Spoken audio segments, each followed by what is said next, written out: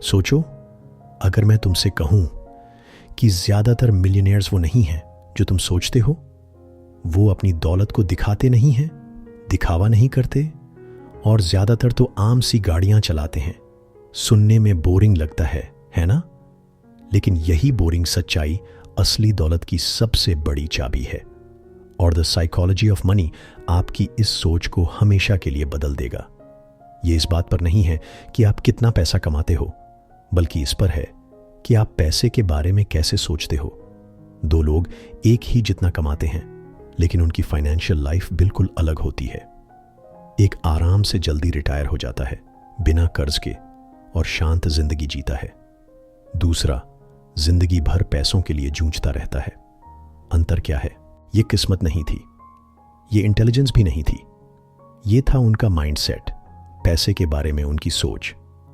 सच्चाई ये है कि ज्यादातर लोग पैसा सिर्फ नंबर्स में देखते हैं, इनकम, इन्वेस्टमेंट्स, इंटरेस्ट रेट्स, लेकिन असलियत, पैसा ज्यादा बिहेवियर से जुड़ा होता है, ना कि मैथ से। पैसे की सबसे बड़ी वैल्यू ये नहीं कि आप लग्जरी चीजें खरीद सकें, बल्कि ये कि आप अपने टाइम और लाइफ पर कंट्रोल पा सको, जो असल में सबसे बड़ी आजादी है। आप फाइनेंस में पीएचडी करके भी पैसे को लेकर गलत डिसीजंस ले सकते हो, या आप एक एवरेज इंसान होकर सिर्फ स्ट्रॉन्ग हैबिट्स और एक शांत दिमाग से सच्चा अमीर बन सकते हो। ये जिंदगी बदल देने वाली किताब द साइकोलॉजी ऑफ मनी लिखी है मॉर्गन हाउसेल ने, जो एक अवार्ड विनिंग फाइनेंशियल राइटर हैं। और बाकी फाइनेंस बुक्स की तरह ये कोई कॉम्प्लेक्स फॉर्मूलाज और टेक्निकल स्ट्रैटेजीज पर बेस्ड नहीं है, बल्कि ये कुछ और डीप बात करती है। ये बात करती है आपकी इमोशंस, आपकी डिसीजंस, आपका डर, आपका लालच, आपका पेशेंस। ये किताब हर उस इंसान के लिए ज़रूरी है जो पैसा समझदारी से संभालना चाहता है और पैसे के साथ अपना रिश्ता बेहतर बनाना चाहता है।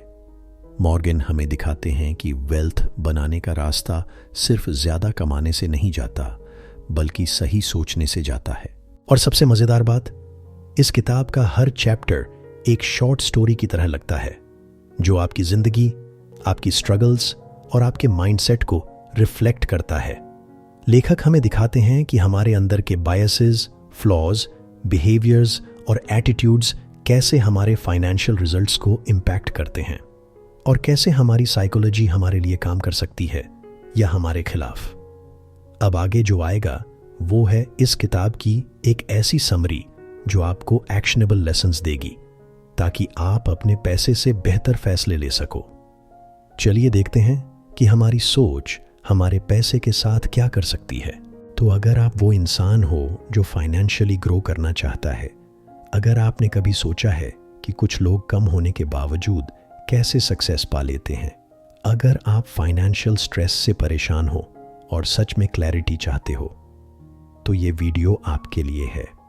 और मैं वादा करता हूँ, इस वीडियो के अंत तक आप सिर्फ पैसे के बारे में नहीं जानोगे, बल्कि आप इसे एक बिल्कुल नए नज़रिए से देखोगे।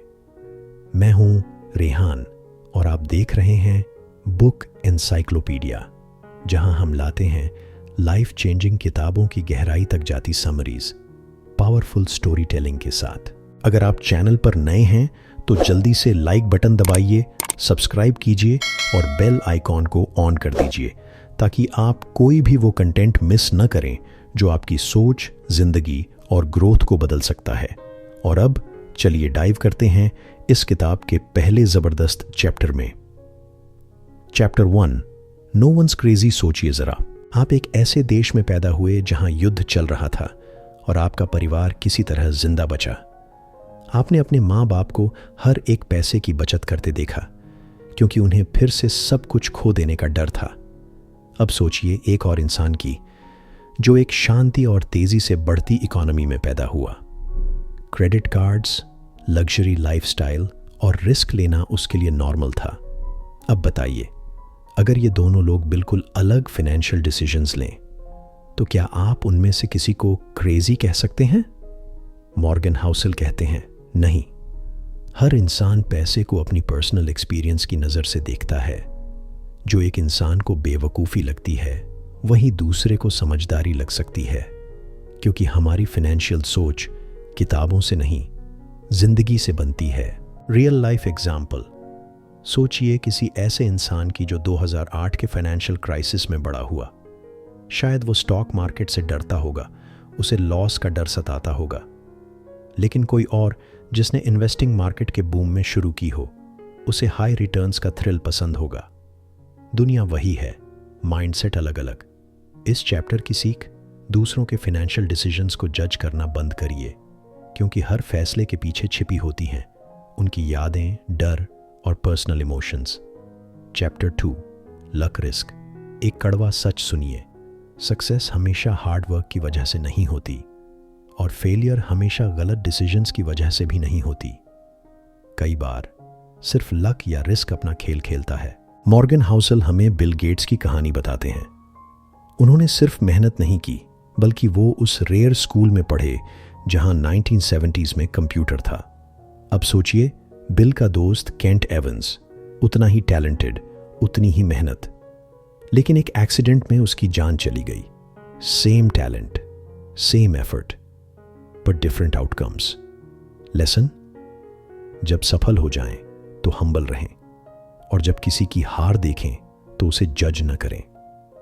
सक्सेस के पीछे कई बार छुपा होता है लक और सही समय, और फेलियर के पीछे छुपे होते हैं इनविजिबल रिस्क्स। रियल लाइफ टाई इन, बिजनेसमैन या एंटरप्रेन्योर्स को देखिए।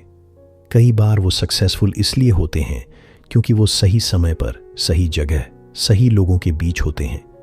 इसका मतलब ये नहीं कि उन्होंने मेहनत नहीं की, बस ये याद रखना जरूरी है कि जिंदगी हमेशा फेयर नहीं होती। Chapter 3, never enough. अब बात करते हैं ग्रीड की, वो जो फिल्मों में नहीं, हमारे अंदर चुपचाप छिपा होता है। आखिर कितना पैसा इनफ होता है? राजेश एक मिलियनेयर इन्वेस्टर था, जिंदगी सेट थी, लेकिन उसे और चाहिए था, थोड़ा और। उसने हाई रिस्क स्टॉक्स में ट्रेड करना शुरू किया, लेवरेज्ड बेट्स लिए और सब कुछ खो बैठा। क्यों? क्योंकि उसे यह नहीं पता था कि बस कब कहना है।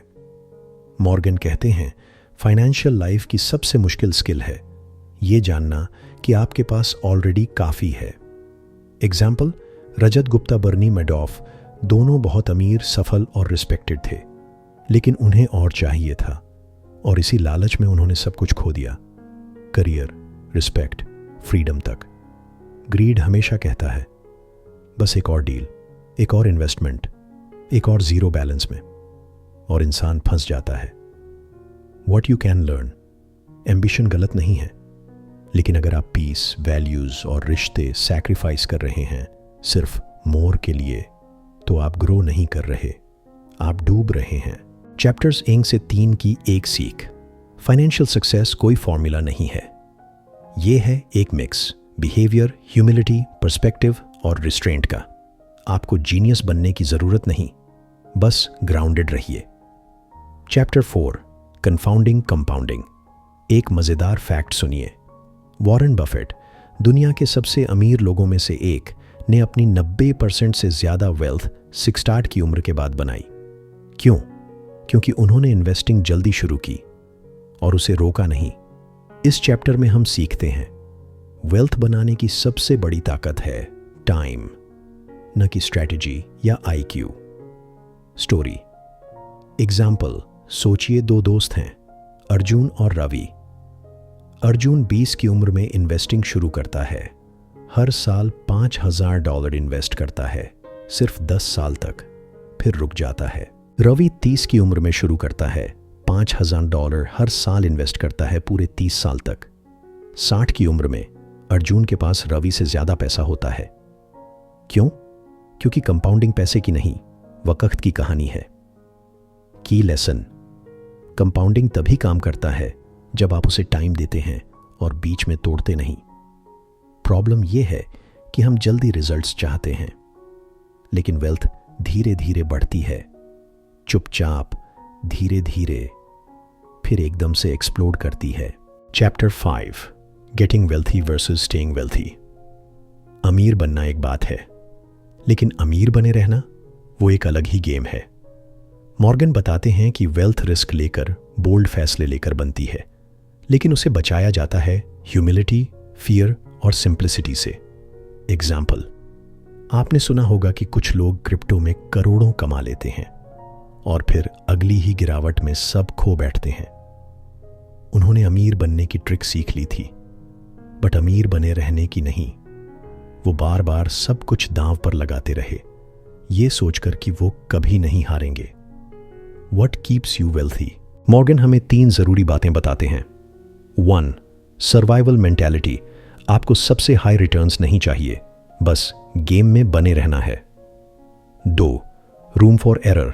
हर वक्त पॉसिबल रिस्क के लिए तैयार रहिए, क्योंकि कभी भी कुछ भी हो सकता है। 3. Humble expectations. अगले जैकपॉट के पीछे मत भागिए, जो है उसे बचाइए। रियल लाइफ टाई इन। सेलिब्रिटीज और एथलीट्स को देखिए, जो करोड़ों कमाकर भी बैंकरप्ट हो जाते हैं। क्यों? क्योंकि उन्होंने कभी नहीं सोचा था कि पैसा रुक सकता है। उन्होंने कभी रेनी डेज के लिए प्लानिंग नहीं की। वेल्थ बनती है सही करने से नहीं, गलतियों से बचने से। Chapter 6, tails, you win. अब बात करते हैं एक माइंड ब्लोइंग कंसेप्ट की। आपकी जिंदगी की सक्सेस ज्यादातर बार बस कुछ डिसीजन से आती है। इन्वेस्टिंग में और जिंदगी में भी कुछ रेयर मोमेंट्स ही ज्यादातर रिजल्ट्स तय करते हैं। एग्जाम्पल, वेंचर कैपिटलिस्ट्स को देखिए।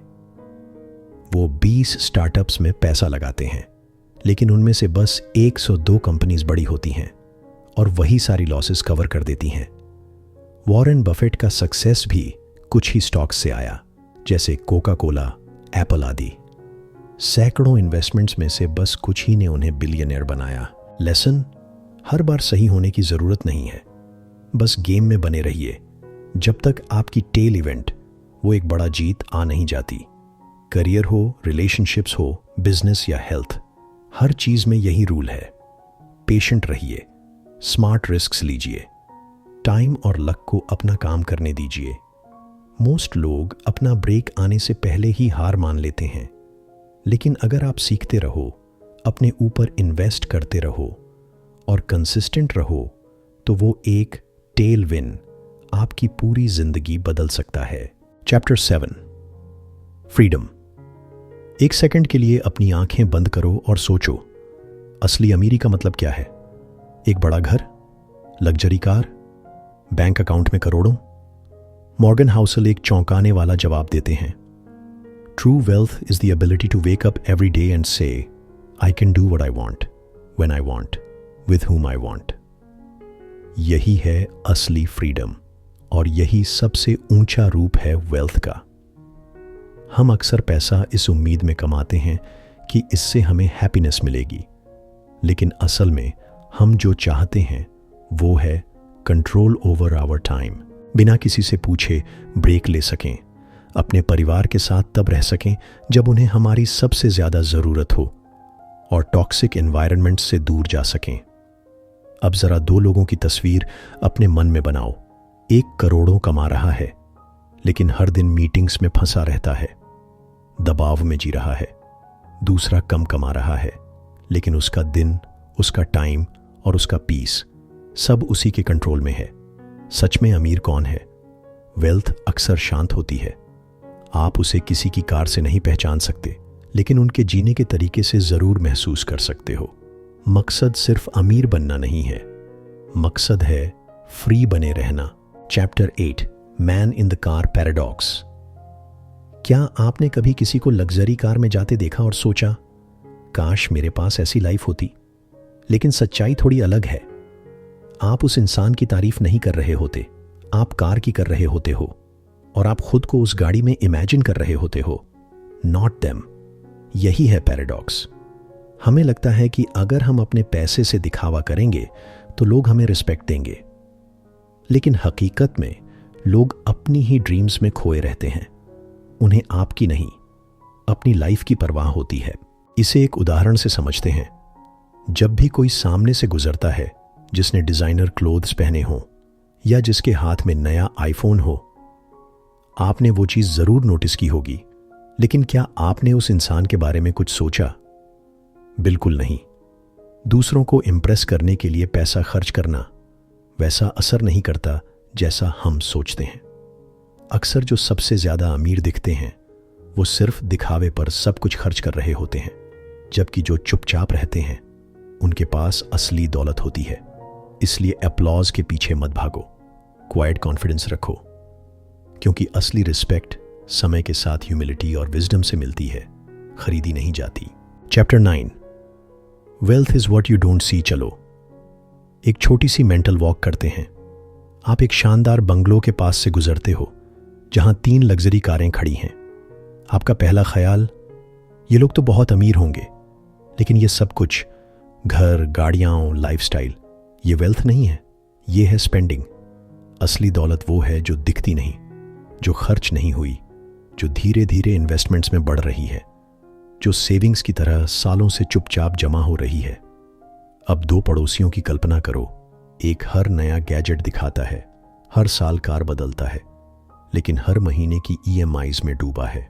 दूसरा सादगी से जीता है, पुरानी कार चलाता है, लेकिन उसके पास इतना है कि कभी भी किसी इमरजेंसी से डरने की जरूरत नहीं। कौन ज्यादा मजबूत स्थिति में है? बीइंग रिच दिखता है, लेकिन स्टेइंग वेल्थी वो दिखता नहीं। हम अक्सर दौलत को स्टेटस सिंबल से जोड़ लेते हैं, लेकिन जो लोग सच में पैसे को समझते हैं वो जानते हैं फाइनेंशियल सक्सेस उन चीजों में है जो आप दिखाते नहीं। ये उस डिसिप्लिन में है जो आज की प्लेजर को टाल देता है कल की फ्रीडम के लिए। Chapter 10, save money. अब इसे एक अलग नजरिए से देखें। लोग अक्सर पूछते हैं कहां इन्वेस्ट करना चाहिए, लेकिन असली ताकत उस सवाल से पहले छिपी होती है, आपकी सेविंग पावर में। पैसे बचाना सिर्फ इतना नहीं है कि जो बचा उसे रख लिया जाए। ये एक माइंडसेट है, एक सोच जो कहती है मुझे किसी को इंप्रेस करने की जरूरत नहीं, मैं अपने लिए कुछ बना रहा हूं। आपको हाई इनकम की जरूरत नहीं होती बचत के लिए, जरूरत होती है अनचाही चीजों को ना कहने की। अब सोचो, एक इंसान जो थोड़ा कम कमाता है लेकिन सालों तक लगातार बचत करता है, धीरे धीरे एक मजबूत भविष्य बनाता है, और दूसरा जो 3 गुना ज्यादा कमाता है लेकिन हर चीज में अपग्रेड करता रहता है, कार, कपड़े, गैजेट्स, और महीने के आखिर में कुछ नहीं बचता। असल फाइनेंशियल स्ट्रेंथ इस बात में है कि आप कितना रख पाते हो, नॉट कितना कमाते हो। सेविंग आपको ऑप्शंस देती है, और जिंदगी में options are freedom. Chapter 11, reasonable rational. आइए इसे थोड़ी गहराई से समझते हैं। थ्योरी में हम सब जानते हैं कि पैसे के साथ क्या करना चाहिए, जल्दी निवेश करना, कर्ज से बचना, मार्केट क्रैश में शांत रहना। लेकिन हम रोबोट्स नहीं हैं, वी आर ह्यूमन, और इंसान हमेशा रैशनल नहीं होते। हम अपने फैसले इमोशंस, पास्ट एक्सपीरियंसेस, डर और उम्मीदों के आधार पर लेते हैं। इसीलिए सिर्फ रैशनल होने के बजाय रीजनेबल होना ज्यादा जरूरी है। उदाहरण के लिए एक स्प्रेडशीट कह सकती है कि आप अपने सारे पैसे हाई रिस्क एसेट्स में लगाओ ताकि बेहतर रिटर्न्स मिलें। लेकिन अगर वो स्ट्रैटेजी आपको रात भर सोने नहीं देती, तो क्या वो सच में सही है? ऐसे फैसले लेना सही है जो आपके लिए कंफर्टेबल हो, इवन अगर वो मैथमेटिकली परफेक्ट ना हो, क्योंकि सबसे अच्छा फाइनेंशियल प्लान वही होता है जिसे आप लंबे समय तक फॉलो कर सको। पीस ऑफ माइंड भी एक तरह का रिटर्न होता है। Chapter 12, surprise. अब इसे एक नए नजरिए से देखें। दुनिया बदलती रहती है, और ज्यादातर समय जैसे हम सोचते भी नहीं। स्टॉक मार्केट्स गिर जाते हैं, नई इंडस्ट्रीज उठती हैं, पैंडेमिक्स आ जाती हैं, लेकिन फिर भी हम अपने फाइनेंशियल प्लान्स ऐसे बनाते हैं जैसे हम भविष्य को सटीकता से जान सकते हैं। ये चैप्टर याद दिलाता है हम जितना सोचते हैं उससे कहीं ज्यादा सरप्राइज्ड होते हैं। जरा सोचिए, 10 साल पहले आपकी जिंदगी कैसी थी? क्या आप टेक बूम, इकोनॉमिक शिफ्ट्स या ग्लोबल इवेंट्स की सही भविष्यवाणी कर सकते थे? हम प्लान बनाते हैं पास डेटा के हिसाब से, लेकिन भविष्य कभी हूबहू दोहराता नहीं। इसीलिए फ्लेक्सिबिलिटी ज्यादा कीमती है बजाय सर्टेनिटी के। सिर्फ एक आइडिया पर सब कुछ बेट मत करो, खुद को अडेप्ट करने के लिए तैयार रखो। जब आप मान लेते हो कि सरप्राइजेस जिंदगी का हिस्सा हैं, तो आप उन्हें डरने की बजाय संभालने लगते हो। Chapter 13, room for error. अब एक और नजरिए से देखें। कल्पना कीजिए कि आप एक टाइट रोप पर चल रहे हैं, लेकिन नीचे कोई सेफ्टी नेट नहीं है। अब वही वॉक करो, लेकिन इस बार नीचे एक सॉफ्ट मैट है। कौन सी स्थिति ज्यादा सेफ लगेगी? वही सेफ्टी नेट है जिसे मॉर्गन हाउसल कहते हैं, रूम फॉर एरर। पैसे और जिंदगी में इवन द स्मार्टेस्ट डिसीजंस गलत हो सकते हैं, इसलिए परफेक्शन के पीछे भागने की बजाय थोड़ी जगह छोड़ देना बेहतर है। सोचिए, एक ऐसा इंसान जिसने अपने सारे पैसे एक ही स्टॉक में लगा दिए, इस भरोसे के साथ कि यह जरूर बढ़ेगा, लेकिन अगर वो स्टॉक गिर गया तो? अब सोचिए दूसरा इंसान जो वाइजली इन्वेस्ट करता है, लेकिन फिर भी थोड़ा कैश रिजर्व रखता है जस्ट इन केस। कौन चैन की नींद सो पाएगा? हम आउटकम्स को कंट्रोल नहीं कर सकते, हम सिर्फ रिस्क्स को मैनेज कर सकते हैं। रूम फॉर एरर डर नहीं है, यह है अनसर्टेनिटी के लिए आपका सम्मान, और यही आपको लंबे समय तक सुरक्षित रखता है। Chapter 14, you'll change. चलो इसे एक सिंपल सच के साथ समझते हैं। हम अपनी जिंदगी के प्लान ऐसे बनाते हैं जैसे हमें हमेशा वही चीजें चाहिए होंगी, लेकिन वक्त के साथ हम बदलते हैं। हमारे सपने, हमारी प्राथमिकताएं, सब कुछ बदल जाता है। जो चीजें 20 की उम्र में जरूरी लगती हैं, वो 30 या 40 में शायद उतनी जरूरी न लगे। और जब बात पैसे की आती है, तो ये बदलाव और भी गहरा हो जाता है।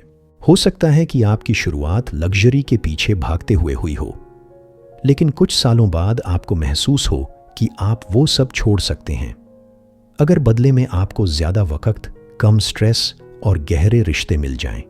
इसीलिए जरूरत से ज्यादा रिजिड फाइनेंशियल प्लान्स कभी कभी उल्टा असर डालते हैं। इसके बजाय एक ऐसी लाइफ बनाओ जो फ्लेक्सिबल हो, जो आपकी वैल्यूज के बदलने पर भी एडजस्ट हो सके। जब आप फ्यूचर की प्लानिंग करें, तो उस इंसान के लिए भी स्पेस छोड़ें जो आप अभी नहीं हैं, लेकिन एक दिन बनेंगे, क्योंकि जिंदगी का सबसे बड़ा रिटर्न आपको तब मिलता है जब आप वो बनते हैं जो बनने के लिए पैदा हुए थे। Chapter 15, nothings free. चलो इसे एक नए एंगल से देखते हैं। हर चीज की कोई ना कोई कीमत होती है, लेकिन हमेशा वो कीमत पैसे में नहीं होती। कभी स्ट्रेस, कभी टाइम, कभी मेहनत और कभी अनसर्टेनिटी। हम सभी इन्वेस्टिंग में बड़ा रिटर्न चाहते हैं, लेकिन इसकी कॉस्ट, मार्केट गिरने के बाद इंतजार करना, कैओस में काल्म रहना और स्टॉर्म्स के दौरान प्रोसेस पर ट्रस्ट बनाए रखना। अक्सर लोग इसलिए हार मान लेते हैं क्योंकि वो फेल हुए, बल्कि इसलिए क्योंकि वो पेशेंस की कीमत चुकाने को तैयार नहीं थे। ये एक पहाड़ चढ़ने जैसा है। ऊपर से जो व्यू मिलता है वो प्राइसलेस है, लेकिन रास्ता स्टीप होता है और आपको खूब पसीना बहाना पड़ता है। वेल्थ कभी फ्री नहीं आती, इसमें हमेशा कुछ ना कुछ हिडन कॉस्ट होता है। जब आप उन कॉस्ट को गलती नहीं बल्कि डील का हिस्सा मानने लगते हैं, तो आप बीच रास्ते से पलटने की गलती नहीं करते। याद रखो, चाहे पैसे की बात हो या जिंदगी की, अगर कुछ सच में वर्थ इट है तो उसे पाने के लिए सहना भी पड़ेगा। चैप्टर 16, यू मी।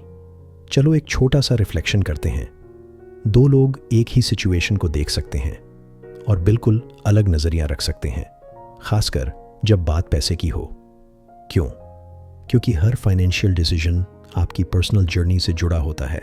आप कहाँ पले बढ़े, आपके पेरेंट्स ने पैसे को कैसे हैंडल किया, आपने हार्डशिप देखी या प्रिविलेज, इन सब का असर होता है आपके माइंडसेट पर। इमेजिन कीजिए एक ऐसा इंसान जिसने रिसेशन का सामना किया। वो हमेशा सेव करना और रिस्क से बचना पसंद करेगा, चाहे मार्केट अच्छा ही क्यों ना हो। अब सोचिए एक ऐसा इंसान जिसने सिर्फ राइजिंग मार्केट्स देखे हों। वो इन्वेस्टिंग को हमेशा सेफ मानेगा और डाउनटर्न को सिर्फ छोटे बम्प्स। कोई भी गलत नहीं है, दोनों बस अलग अलग बैकग्राउंड से आए हैं। इसीलिए ये सही नहीं होता कि हम दूसरों के फाइनेंशियल चॉइसेस को गलत कहें। वो बस एक अलग गेम खेल रहे हैं अपने मेमोरीज और गोल्स के साथ। जब आप इस बात को समझते हैं, तो आपके अंदर ह्यूमिलिटी आती है। और फाइनेंस की दुनिया में ह्यूमिलिटी एक रेयर लेकिन पावरफुल एसेट है। Chapter 17, the seduction of pessimism. थोड़ा नजरिया बदलते हैं। क्या आपने नोटिस किया है कि बुरी खबरें हमेशा जल्दी फैलती हैं? स्टॉक क्रैश हो, कोई कंपनी बंद हो जाए या फाइनेंशियल फ्रॉड, ये सब वायरल हो जाता है। लेकिन स्टेडी साइलेंट ग्रोथ वो हेडलाइंस नहीं बनाता। इसी को कहते हैं द सेडक्शन ऑफ पेसिमिज्म। ये ज्यादा स्मार्ट, ज्यादा अर्जेंट और बिलीवेबल लगता है। हम मान लेते हैं कि बुरी चीजें जल्दी होती हैं और अच्छी चीजें धीरे धीरे, और इस माइंडसेट की वजह से हम होप खो बैठते हैं, जबकि टर्न अराउंड पास ही होता है। लेकिन हिस्ट्री हमें कुछ और बताती है। प्रोग्रेस धीरे होता है, लेकिन होता जरूर है। क्राइसिस आते हैं, लेकिन उनके बाद रिकवरी, इनोवेशन और रीबिल्डिंग भी आती है। मॉर्गन हाउसल हमें ऑप्टिमिस्टिक रहने की एडवाइस देते हैं, ब्लाइंडली नहीं बल्कि पेशेंटली, क्योंकि लॉन्ग टर्म में ऑप्टिमिज्म का मतलब रिस्क इग्नोर करना नहीं है, बल्कि रेजिलियंस में विश्वास रखना है। और यही बिलीफ हमें आगे बढ़ाता है जब पूरी दुनिया अनसर्टेन लगती है। Chapter 18, when you'll believe anything. अब एक नज़र ह्यूमन नेचर पर डालते हैं। मनी के वर्ल्ड में जब अनसर्टेनिटी होती है, हम आंसर्स के लिए बेचैन हो जाते हैं, और कई बार कंफर्ट देने वाली कोई भी बात हम मान लेते हैं, चाहे वो सच्ची हो या नहीं। मार्केट क्रैशेस, सडन बूम्स, ऐसे वक्त में रूमर्स उड़ते हैं, प्रेडिक्शंस पागल हो जाती हैं। लोग हर ट्रेंडिंग टिप और वायरल अपॉर्चुनिटी के पीछे भागने लगते हैं। क्यों? क्योंकि ना जाने वाली फीलिंग बहुत अनकंफर्टेबल होती है। लेकिन सच क्या है? ज्यादातर फाइनेंशियल डिसीजंस फैक्ट्स पर नहीं, स्टोरीज पर बेस्ड होते हैं। स्टोरीज जैसे this time it's different, market अब कभी क्रैश नहीं करेगा, अगर अभी नहीं किया तो सब छूट जाएगा। ये स्टोरीज उस मोमेंट में अच्छी लगती हैं, बट यूजुअली होप पर बेस्ड होती हैं, विजडम पर नहीं। मॉर्गन हमें याद दिलाते हैं, सारे आंसर्स आपके पास हों जरूरी नहीं। जरूरी ये है कि आप ग्राउंडेड रहें, कॉशियस रहें एंड समझें कि अनसर्टेनिटी भी जर्नी का हिस्सा है। Chapter 19, all together. नाउ अब सब कुछ एक साथ जोड़ते हैं। इस पूरी किताब में हमने कई अलग अलग आइडियाज एक्सप्लोर किए, जैसे सेविंग्स, पेशेंस, ह्यूमिलिटी और फ्लेक्सिबिलिटी। लेकिन अब टाइम है सब कुछ एक साथ देखने का। मनी सिर्फ एक स्किल नहीं है, इट्स हाउ योर हैबिट्स और बिलीव्स एक दूसरे से इंटरैक्ट करते हैं। इमेजिन कीजिए कि आपकी पूरी फाइनेंशियल लाइफ एक पजल की तरह है। एक पीस है आप कैसे अर्न करते हैं, दूसरा आप कैसे सेव करते हैं, तीसरा आप फियर से कैसे डील करते हैं। लेकिन होल पिक्चर तभी बनता है जब ये सब पीसेस परफेक्टली फिट हो जाएं। यहां कोई परफेक्ट फॉर्मूला नहीं है। जो एक इंसान के लिए काम करता है वो दूसरे के लिए नहीं करेगा। इसलिए सिर्फ एक एरिया में परफेक्शन के पीछे मत भागो, जैसे रिटर्न्स मैक्सिमाइज करना या हर खर्चे को कट करना। इंस्टेड एक बैलेंस्ड अप्रोच अडॉप्ट करो। Be reasonable, be consistent, be kind to your future self, क्योंकि आखिर में आपकी मनी बिहेवियर आपकी मनी नॉलेज से कहीं ज्यादा इंपॉर्टेंट होती है। और यही वो चीज है जो मार्केट क्रैश या इकोनॉमिक डाउनटर्न से कभी नहीं छीनी जा सकती। चैप्टर 20, कन्फेशंस अब आते हैं आखिरी चैप्टर पर, एक ऑनेस्ट कन्फेशन के साथ। इस चैप्टर में मॉर्गन हाउसल अपने पर्सनल व्यूज और फाइनेंशियल चॉइसेस शेयर करते हैं। वो ये क्लेम नहीं करते कि वो परफेक्ट हैं, बल्कि वो ओपनली बताते हैं कि उनके डिसीजंस हमेशा प्रॉफिटेबल नहीं होते, लेकिन उन्हें चैन से सोने में मदद करते हैं। उनके पास कोई फ्लैशी इन्वेस्टमेंट नहीं है, वो सब कुछ सिंपल रखते हैं। क्यों? क्योंकि वही उनके लिए काम करता है। उन्होंने अपनी फाइनेंशियल लाइफ को पीस ऑफ माइंड के इस चैप्टर की सबसे ब्यूटीफुल सीख यही है। आपको जीनियस बनने की जरूरत नहीं है, बस खुद को समझना जरूरी है। हर ट्रेंड फॉलो करना जरूरी नहीं है, बस ये जानना जरूरी है कि क्या चीज आपको ग्राउंडेड रखती है। और सबसे इंपॉर्टेंट बात, आपको किसी और की सक्सेस कॉपी नहीं करनी, आपको खुद डिसाइड करना है कि वेल्थ आपके लिए क्या मायने रखती है और फिर उसी के आसपास अपनी जिंदगी बनानी है। Final wrap up, the psychology of money. इस किताब के हर चैप्टर को एक्सप्लोर करने के बाद एक बात क्रिस्टल क्लियर हो जाती है। मनी सिर्फ नंबर्स और लॉजिक की गेम नहीं है, बल्कि बिहेवियर, इमोशन और माइंडसेट की गेम है। इस किताब में कोई फॉर्मूलाज नहीं, कोई ट्रिक्स नहीं, बल्कि ये आपको सिखाती है कि आपका पैसा आपकी सोच और आदतों पर ज्यादा निर्भर करता है, ना कि सिर्फ इनकम या नॉलेज पर। की takeaways in a nutshell. Wealth वो है जो दिखती नहीं, वो पैसा जो आप खर्च नहीं करते। सेविंग इन्वेस्टिंग से ज्यादा पावरफुल होती है, क्योंकि वो आपको फ्रीडम देती है। लक और रिस्क हर किसी के फाइनेंशियल जर्नी के हिडन प्लेयर्स होते हैं। फाइनेंशियल प्लानिंग आपको दूसरों की सक्सेस के हिसाब से नहीं, अपनी पर्सनैलिटी के हिसाब से करनी चाहिए। परफेक्ट बनने की कोशिश मत करो, रीजनेबल बनो। फाइनेंशियल हैप्पीनेस रिटर्न्स से नहीं, पीस ऑफ माइंड से आती है। सीधे शब्दों में, आपकी सोच आपकी कमाई से ज्यादा वैल्यूएबल है। अगर आपको ये इनसाइट्स वैल्यूएबल लगे हों तो लाइक, शेयर और सब्सक्राइब करना मत भूलिए। बुक एनसाइक्लोपीडिया पर हम और भी अमेजिंग समरीज के साथ वापस आएंगे, जो आपकी फाइनेंशियल और पर्सनल ग्रोथ दोनों में मदद करेंगी। तो आपको सबसे बड़ा सीख इस किताब से क्या मिला? कमेंट्स में ज़रूर बताएं, और ये भी कि द साइकोलॉजी ऑफ मनी ने आपकी सोच को कैसे बदला। तब तक के लिए ये था बुक एनसाइक्लोपीडिया, आपको याद दिलाता हुआ कि असली दौलत सिर्फ आपके वॉलेट में नहीं होती, बल्कि आपके माइंड की क्लैरिटी में छुपी होती है। अगर आपको ये सीख पसंद आई कि आपका मनी माइंडसेट आपका फ्यूचर कैसे शेप करता है, तो अगली किताब आपको और भी इंस्पायर करेगी, द आर्ट ऑफ रिस्क। जानिए कैसे प्रेशर में लिए गए स्मार्ट डिसीजंस आपकी जिंदगी बदल सकते हैं। क्लिक कीजिए और एक ऐसी कहानी में उतरिए जो आपको डर, हिम्मत और रिस्क को लेकर सोचने का नजरिया बदल देगी। सिर्फ बुक एनसाइक्लोपीडिया पर।